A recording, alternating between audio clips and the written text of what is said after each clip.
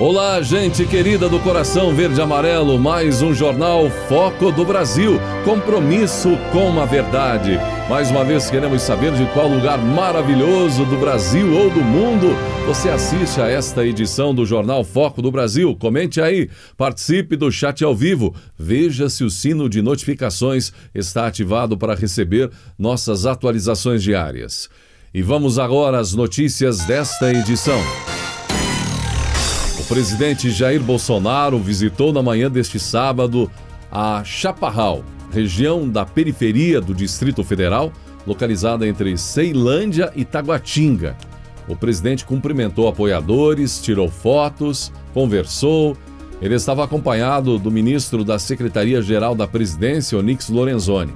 Nas redes sociais, o presidente postou um vídeo feito por um popular que chamou o Bolsonaro de um presidente corajoso. Na legenda, o presidente postou Chaparral, Taguatinga, Distrito Federal, local onde os efeitos do fique em casa são mais sentidos. Pra cá, Mariana. E aí, Francisco? O presidente veio, foi na Chaparral. Fala se ele não tem coragem. Ele tem coragem, parceiro. Não é esses presidentes aí que tem coragem. Qual foi o presidente que teve coragem de vir na favela? Tem não, parceiro. Fala aí, Bolsonaro. Olha pra mamãe, Mário. Oi. E neste sábado, dia 20, apoiadores do presidente Jair Bolsonaro voltaram a se unir nas redes sociais em mais uma campanha a favor do presidente. Desta vez, o grupo levantou a hashtag Conte Comigo Bolsonaro, levando a tag a ser um dos assuntos mais comentados da rede social. Nas publicações, usuários da rede social demonstraram pelo Twitter apoio a Bolsonaro e reafirmaram já voto a ele em 2022. A força vem quando o presidente sofre mais um ataque. Essa representação, não é, do Ministério Público junto ao Tribunal de Contas da União, pedindo o afastamento temporário do presidente Jair Bolsonaro das funções e competências administrativas relacionadas à pandemia de Covid-19. A medida também é estendida aos ministros da Saúde, Casa Civil, Fazenda e outras autoridades que a Corte de Contas vem a considerar como responsáveis pela atual situação no atendimento público de saúde da população. A peça é assinada pelo subprocurador-geral Lucas Furtado. E essa ação recebeu também muitas críticas nas redes sociais. A semana teve a perda de pelo menos duas personalidades políticas pela Covid-19. O senador Major Olímpio e o vereador de Salvador, Bahia, notícia muito comentada, o cantor gospel também, não é? Antônio Lázaro Silva, conhecido como Irmão Lázaro, que partiu na noite desta sexta-feira, dia 19, em decorrência de Covid-19, em Feira de Santana, Bahia.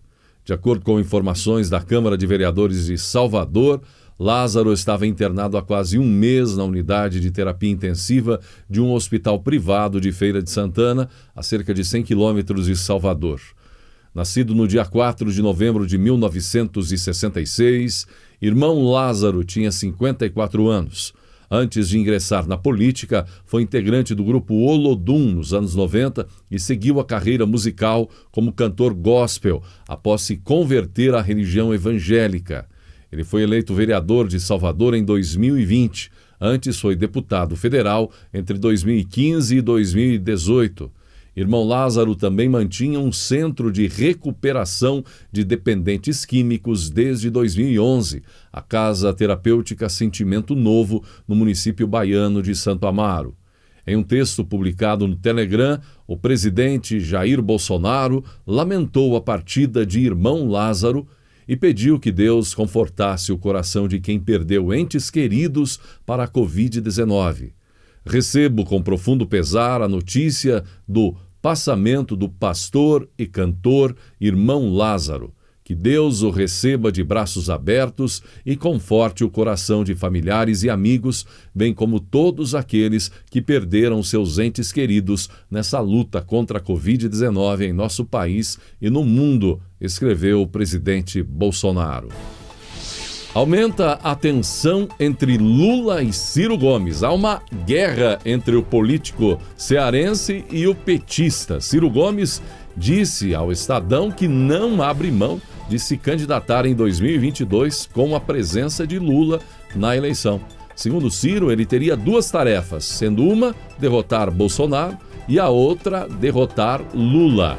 Eu não vou deixar o Lula ganhar essa na lambança. É construir o futuro e, infelizmente, neste sentido, a largueza que eu sonho não é possível pelas nossas diferenças, confirmando que dificilmente aceitaria uma aliança com o petista em 2022. Ciro, que também está nas manchetes porque está sendo investigado em um inquérito aberto pela Polícia Federal contra Ciro Gomes pela suposta prática de crime de Ciro contra a honra de Jair Bolsonaro. Ciro fez fortes ataques, falou demais contra o presidente. Claro que a torcida do contra e o próprio Ciro chiaram. Afinal, para eles, crime é quando quem apoia Bolsonaro critica. Mas isso não pode ser válido para quem ataca o presidente. Inclusive, o deputado federal Marco Feliciano usou as redes sociais, gente, para expor um vídeo que mostra declarações de Ciro Gomes contra o presidente Jair Bolsonaro.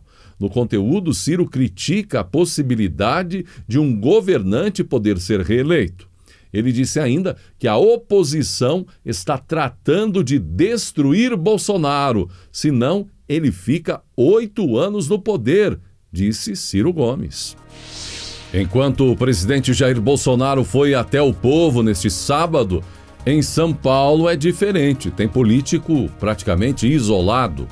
Um grupo de cerca de 50 manifestantes tentou fazer um protesto na frente da casa do governador de São Paulo, João Dória, mas não conseguiu chegar até o local porque a polícia militar, informada do ato, bloqueou uma série de ruas dos Jardins, bairro da Zona Sul, onde o governador mora.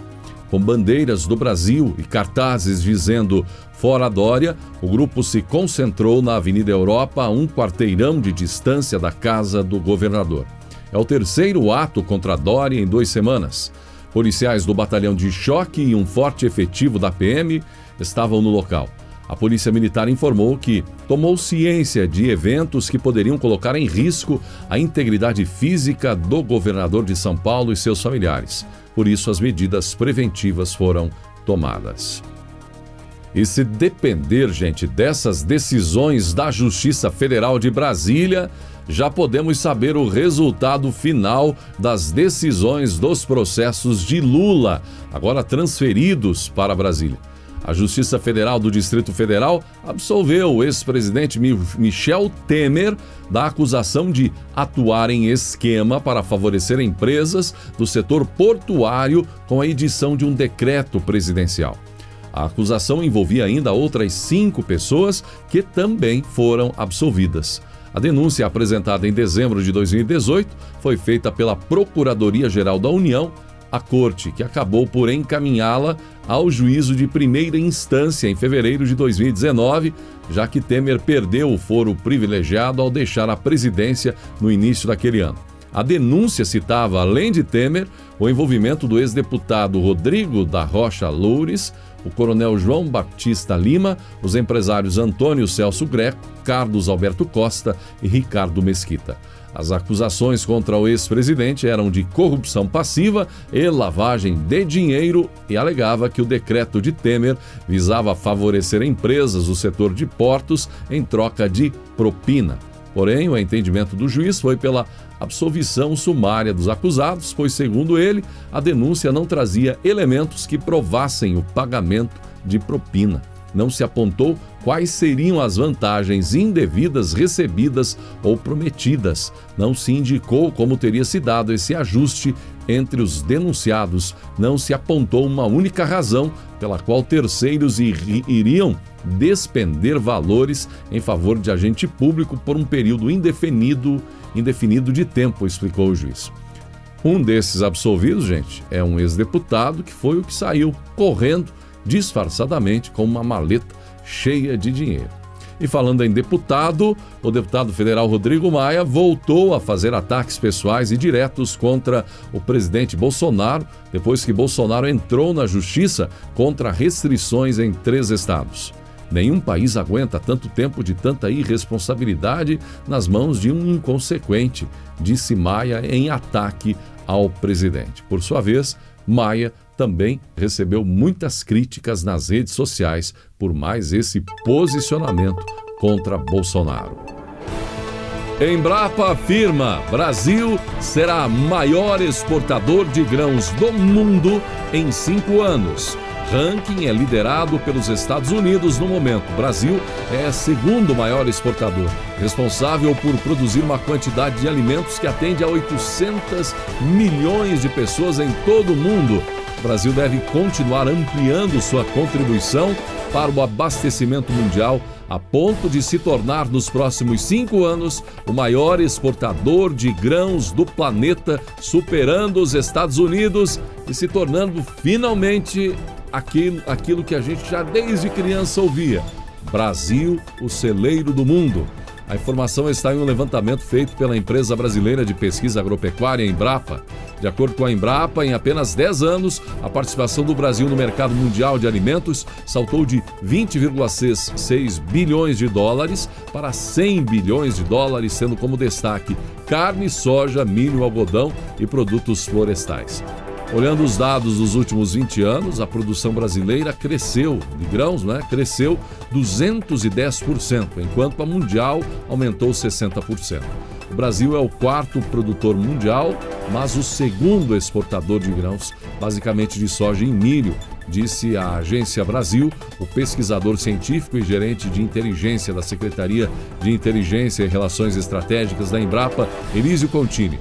O maior exportador de grãos em 2020 foram os Estados Unidos, com 138 milhões de toneladas. O Brasil está em segundo lugar, com 122 milhões de toneladas. Diz ele: nos próximos 5 anos, o Brasil deverá superar os Estados Unidos em exportação. Com base neste histórico e com os elevados preços internacionais dos produtos, a produção do Brasil deverá atingir a 3% de crescimento mundial, disse. E até 2050, a produção brasileira de grãos poderá superar os 500 milhões de toneladas, sendo ainda mais importante para a segurança alimentar do mundo, acrescentou o cientista pesquisador. A afirmação tem por base o estudo O Agro Brasileiro Alimenta 800 milhões de pessoas, divulgado recentemente pela Secretaria de Inteligência e Relações Estratégicas da Embrapa, tendo como autores Elísio Contini e Adalberto Aragão. Dessa forma, gente, e o pesquisador acrescenta, o Brasil tem uma janela de oportunidades de negócios por pelo menos 20 anos que deve ser aproveitada. Afinal, estamos nos tornando uma economia de recursos naturais. E ele lembra que as terras disponíveis para a agricultura em outros países, como os Estados Unidos, estão praticamente esgotadas. Além disso, acrescenta ele, já há algumas tecnologias com potencial de aumentar ainda mais a produção nacional, como sementes melhoradas, insumos eficientes, maquinaria da melhor qualidade no mundo e sistemas de produção eficientes, como o plantio direto, integração lavoura-pecuária. Falta-nos melhoria na infraestrutura e marketing dos nossos produtos. A solução para a questão ambiental é vital para as nossas exportações, complementa ele.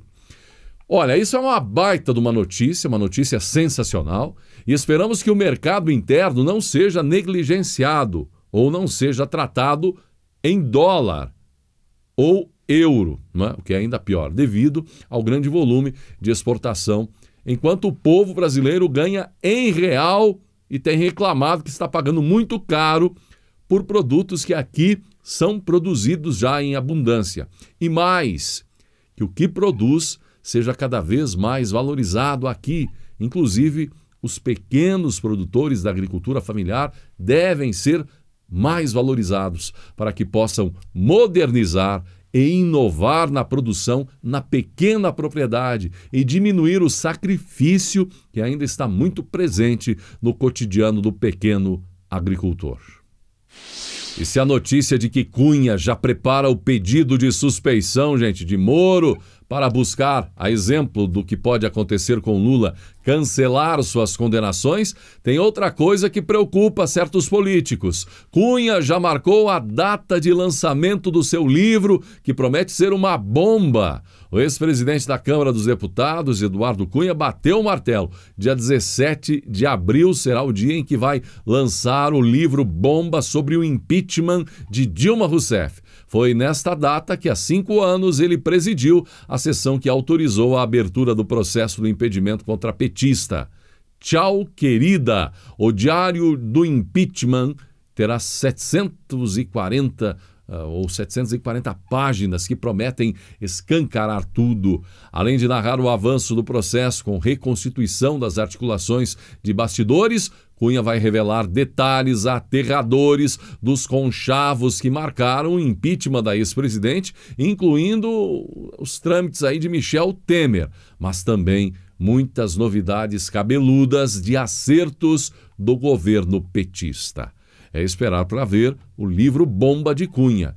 E um dos que pode ter muita dor de cabeça com o livro é o deputado Rodrigo Maia. Inclusive, ele confirmou à Veja que decidiu se filiar ao MDB, que por sinal é o partido de Cunha. O presidente nacional da sigla, Baleia Rossi, confirmou ter feito o convite. Nas redes sociais escreveu que Rodrigo venha se somar a tantas lideranças que fazem do MDB o maior partido do Brasil.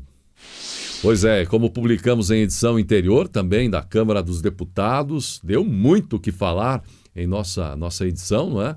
O vídeo, a informação proposta pelo deputado Boca Aberta da redução de 50% no salário de deputados, senadores, vereadores, ministros, enfim, não poupar ninguém, reduzir em 50%, economizando recursos para pagar um auxílio emergencial, aí o deputado defende de R$600, para o povo brasileiro que mais precisa, isso durante o período de pandemia.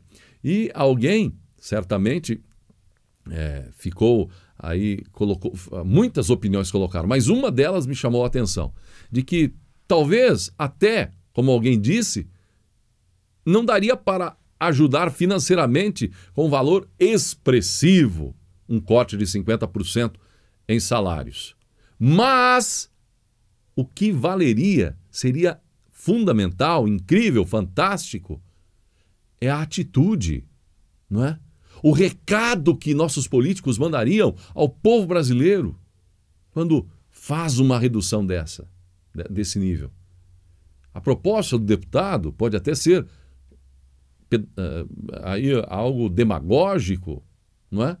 Mas você já imaginou que recado a sociedade, nossos deputados, senadores, vereadores, prefeitos, toda a classe de políticos daria ao povo brasileiro neste momento? Sim, estamos aqui para ajudar de corpo e alma. Vamos cortar 50%. Não seria uma sugestão incrível, uma aprovação desse nível? Aliás, parece que ele protocolou um projeto, não é? Então vai tramitar? Senhores deputados, parlamentares, que tal o político brasileiro deixar de achar que isso é demagogia e mandar uma sugestão de fato, de impacto? Estamos aqui para contribuir com a sociedade brasileira e passar o facão. Gente, é muito dinheiro. 10 bilhões ou mais de reais o orçamento, envolvendo Câmara e Senado, em um ano. O corte de 50% em um salário de 30, 35, 40 mil reais, em um período somente na pandemia, quando brasileiros estão sem dormir à noite, perdendo o sono, porque tem contas para pagar, mas não tem R$1 no bolso, tem o alimento para os filhos. Pois é, falar que isso é demagogia é fácil. Agora, se colocar no lugar daquele cidadão, pai de família, que está enfrentando esse momento terrível, casas lotadas de pais, mães, filhos e parentes, porque não podem sair para o trabalho, porque não têm trabalho. Isso falar é demagogia. Como é mexer na ferida de quem ganha muito, muito mais da maioria do povo brasileiro. E pior, ganha o dinheiro que é do povo, facilmente e garantido no final do mês. Não é demagogia. Seria um dos maiores recados que a classe política poderia dar ao povo brasileiro. De entusiasmo, de motivação, de seriedade, de compromisso com o que é certo, com o que é moral, com o que é ético. O que você acha, brasileiro? Infelizmente, continuamos achando que isso é demagogia porque é um assunto impensável e impossível, pelo menos é o que nós acreditamos, no cenário político brasileiro. E se no Brasil de Bolsonaro o presidente anda tranquilo no meio do povo e o povo é a sua fortaleza, na Argentina é bem diferente, gente. Para Alberto Fernandes, que situação passou ele quando dezenas de manifestantes atacaram com chutes e pedras o carro que transportava o presidente, estava ele, o presidente, também o governador de uma província ao sul do país, na Patagônia. O socialista havia viajado a fim de constatar os dados dos gigantescos incêndios florestais que assolaram a região. Fernandes queria ouvir o povo e anunciou ajuda aos atingidos pelo incêndio, mas ao deixar um centro comunitário na cidade de Lago Puelo, ele teve que ser protegido por um corredor humano porque os manifestantes não paravam de avançar contra a comitiva presidencial. O presidente teve que correr para entrar no veículo e o susto foi tão grande que até a primeira-dama argentina tentou se levantar para observar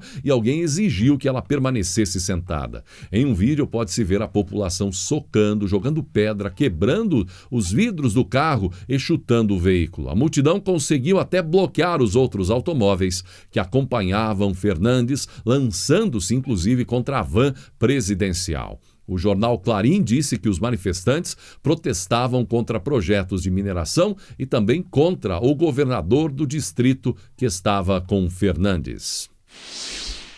E essa, hein, do governador de São Paulo, João Dória, que afirmou que vai ajudar a levar o presidente Jair Bolsonaro a julgamento em tribunais internacionais por sua condução no combate à pandemia de Covid-19 no país. E ele disse isso em comissão de acompanhamento da pandemia no Congresso. Curioso é que Dória diz isso justamente em um dos dias onde São Paulo bateu recorde no número de mortes por Covid-19. Como explicar isso? Dória, que terá uma conexão indireta com Lula agora. O governador Wellington Dias, do PT do Piauí, será o emissário de Lula nas conversas com o PSDB e outros partidos do centro.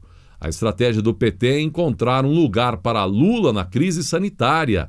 É hora de dar os braços ao João Dória, ao Eduardo Leite, independente de 2022. É hora de os líderes demonstrarem grandeza, afirmou o petista do Piauí e emissário que conversou com Lula. A ideia dos petistas é tentar criar uma ilusão de que Lula está ajudando muito na pandemia, seja para aparecer na mídia e também para incomodar Bolsonaro. E assim, a inclusão de Lula nos diálogos sobre a crise teria dois objetivos: mantê-lo em evidência, mas fora do noticiário sobre seus problemas judiciais, e reforçar a estratégia de buscar estabelecer pontes com o centro. E isso não é novidade para ninguém. A força de Bolsonaro junto ao povo é muito grande e a oposição julga que é preciso agora, neste momento aqui, unidade e divisão só ali na hora do primeiro turno mesmo. Agora é hora de bater e de atacar o presidente da República e o governo Bolsonaro, diz a oposição. E essa força de Bolsonaro apavora mesmo a esquerda, o centro, de forma que eles não veem uma alternativa a não ser pensar já em uma estratégia de unificar os ataques e até pensando em tudo e todos contra Bolsonaro e o povo que está com Bolsonaro em um eventual segundo turno contra ele, para ver se depois, nesse eventual segundo turno, conseguem trazer o povo para seu lado. Agora, João Amoedo, candidato derrotado na disputa à presidência de 2020, também concordou com o ex-presidente Lula sobre as iniciativas para o combate à pandemia do coronavírus, ou a iniciativa para tentar tirar proveito político do assunto. Mas Amoedo frisou que Lula teve suas condenações anuladas pela corte por burocracia, mas ele afirmou que os crimes foram cometidos e comprovados. Não existe isso de ele ser uma pessoa, coitado, colado na cadeia, completou Amoedo. Enquanto nas redes sociais, a repercussão de um comentário de uma apresentadora de um jornal da Globo, quando disse que o choro é livre em relação àqueles que estão reclamando da falta de comida na mesa, da falta de trabalho, da falta de dinheiro, em função de tantas restrições em vários estados brasileiros. E ao trazer essa informação, ela defendia as restrições e diz que aqueles que estão reclamando disso, que o choro é livre, o que levou a apresentadora a ser fortemente criticada e, sobretudo, a própria emissora, a Globo, recebendo mais uma vez, como tem sido de praxe, um vendaval de críticas nas redes sociais. Agora que já se sabe também o nome do novo ministro da Saúde, parece que em Brasília também, uma outra polêmica, não só nas redes sociais, ficou uma pergunta e muita gente procurando a resposta sobre essa médica, não é? Que teve o nome supostamente indicado, teve um encontro com o presidente, que teria sido chamada para conversar com o presidente Bolsonaro no domingo, que estava sendo cotada para ser a nova ministra da Saúde. A dúvida é se alguém não poderia ter pesquisado antes sobre ela, não é? Para evitar constrangimentos tanto para o presidente quanto para a médica, que tem toda a liberdade do mundo para ter um posicionamento nesse campo político, de qualquer que for o lado, qualquer que seja a personalidade política, enfim. Mas para justamente evitar constrangimento para ela e também para o presidente, que, como vimos, a cidadã profissional era totalmente desalinhada com a expectativa de Bolsonaro, tanto que agora circula um vídeo nas redes sociais onde ela aparece em uma cantoria, cantando Amor, I Love You para a ex-presidente Dilma Rousseff, conforme compartilhou o secretário de Cultura Nacional, Mário Frias, onde ele agradeceu pelo livramento em alusão ao fato da profissional não ser a substituta de Pazuello no Ministério da Saúde. Enfim, foi algo meteórico, absolutamente nada contra a profissional, é uma grande profissional, mas é algo que estava em desajuste total, não iria dar certo nunca e que só deu dor de cabeça em termos políticos ao governo e também à própria médica. E Lula já perdeu para um Bolsonaro agora, hein? Uma notícia ruim para o ex-presidente Lula. A quarta vara civil de Brasília negou um pedido apresentado pelo petista e seus filhos contra o deputado federal Eduardo Bolsonaro por uma publicação feita nas redes sociais. Em abril ainda do ano passado, Eduardo Bolsonaro compartilhou uma publicação dizendo que a ex-esposa de Lula teria um patrimônio investido de 256 milhões de reais e que a justiça havia pedido informações sobre os valores. Na ocasião, o juiz responsável pelo processo havia errado um número e colocado um zero a mais no valor, que corrigido seria de 26 ou era de 26 mil reais.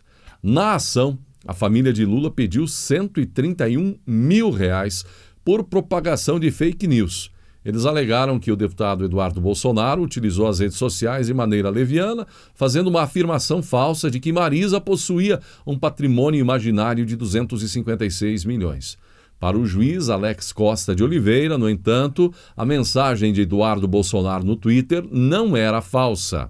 O que se tem, portanto, é que o réu não retuitou ou repercutiu informação falsa. Era verdadeira a informação de que o juízo do inventário havia pedido esclarecimentos sobre a quantia que poderia ser encontrada com as informações contidas naqueles autos, escreveu o juiz. Com a decisão, a família de Lula terá que pagar os custos do processo e os honorários advocatícios avaliados em cerca de 10% do valor da causa. E em outra derrota para o petista, a Justiça Federal no Paraná determinou bloqueios de bens de investigados, inclusive de Lula, em processos relacionados às 4 ações que devem ser enviadas a Brasília: triplex, sítio de Atibaia, doações ao Instituto Lula e sede do Instituto Lula.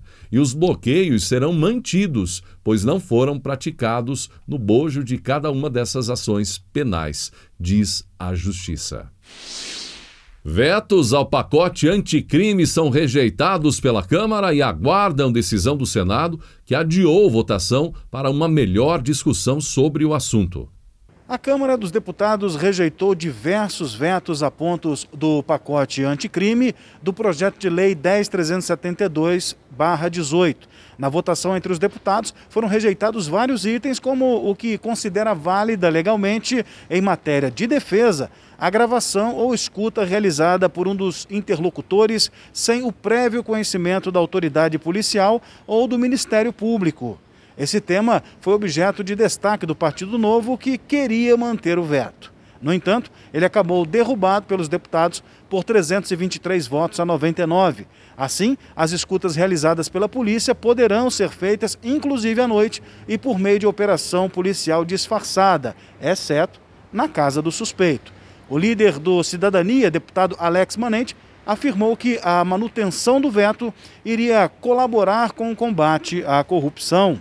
Já o deputado Carlos Zaratini alertou para casos escabrosos de gravações para comprometer figuras públicas.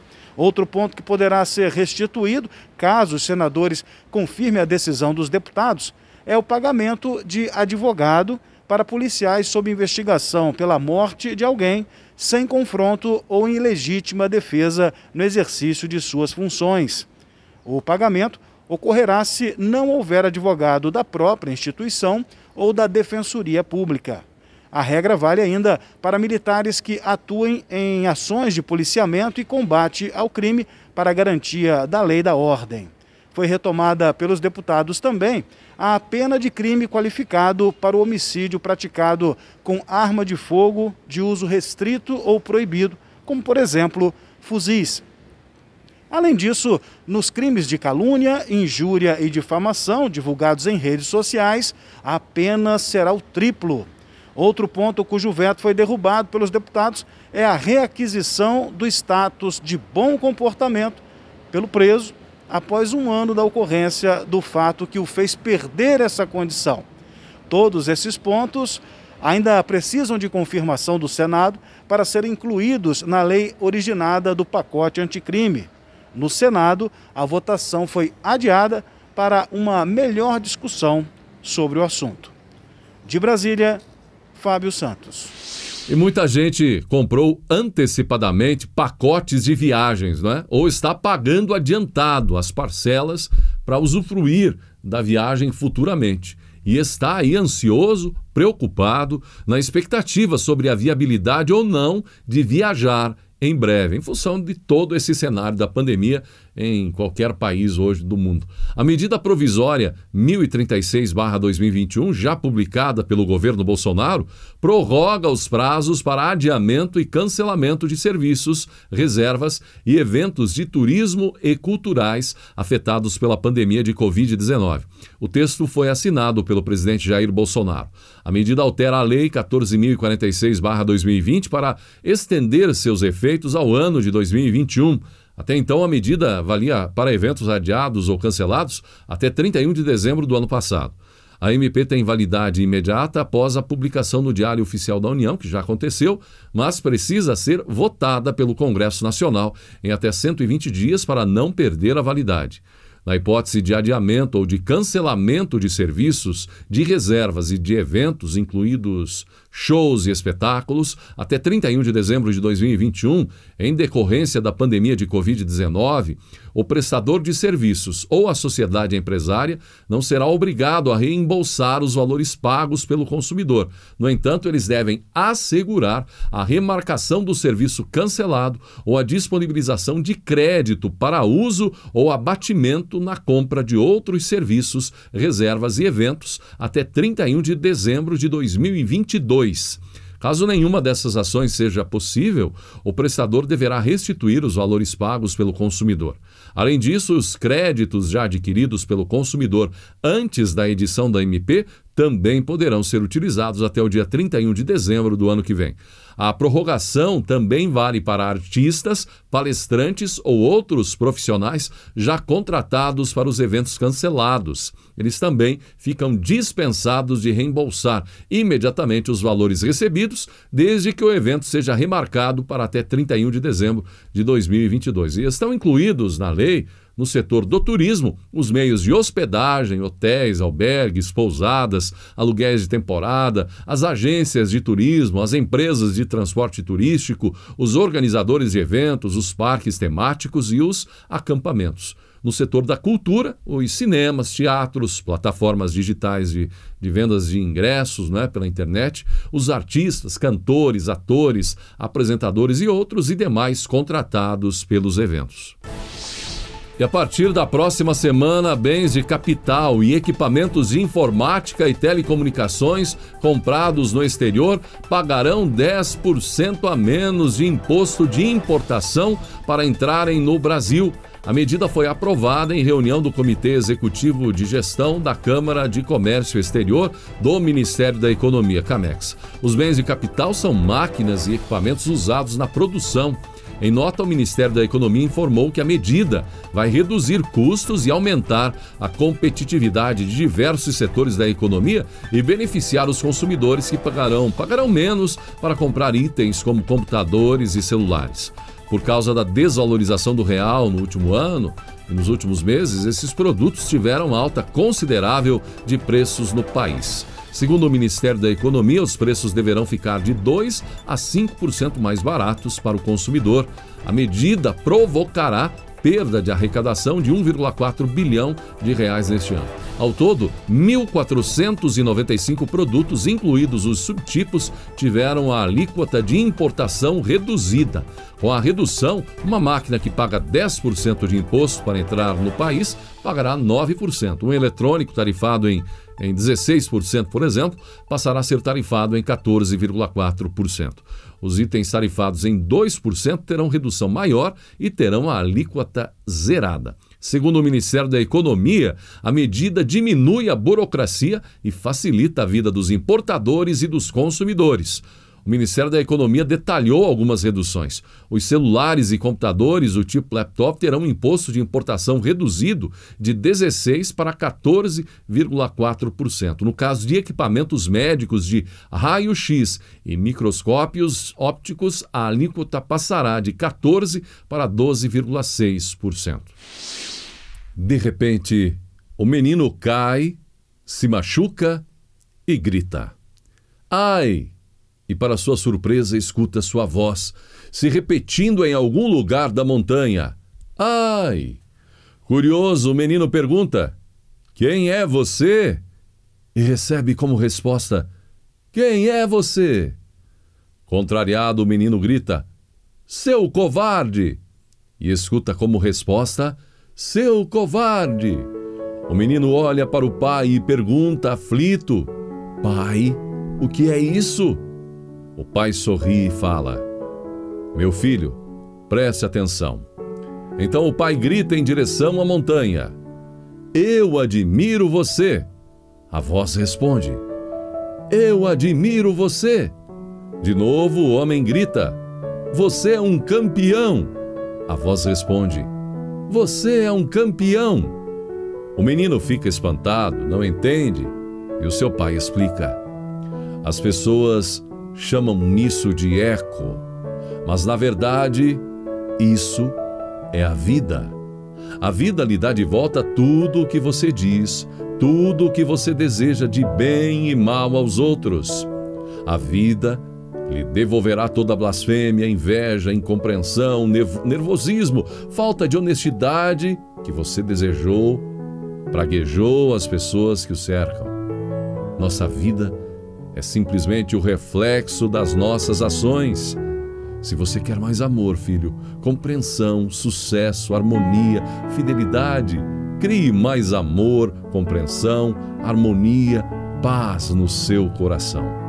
Se agir assim, a vida lhe dará felicidade, sucesso, amor das pessoas que o cercam. Querido, querida, o que está sendo ecoado ao redor de você? Mas o mais importante, a pergunta mais importante é o que seus pensamentos, sua voz e suas ações estão dizendo para o seu redor. Pense nisso. Gratidão pela sua atenção em mais uma edição do Jornal Foco do Brasil. Um ótimo domingo, até segunda em mais uma edição do seu jornal. E que Deus abençoe a você e a sua família.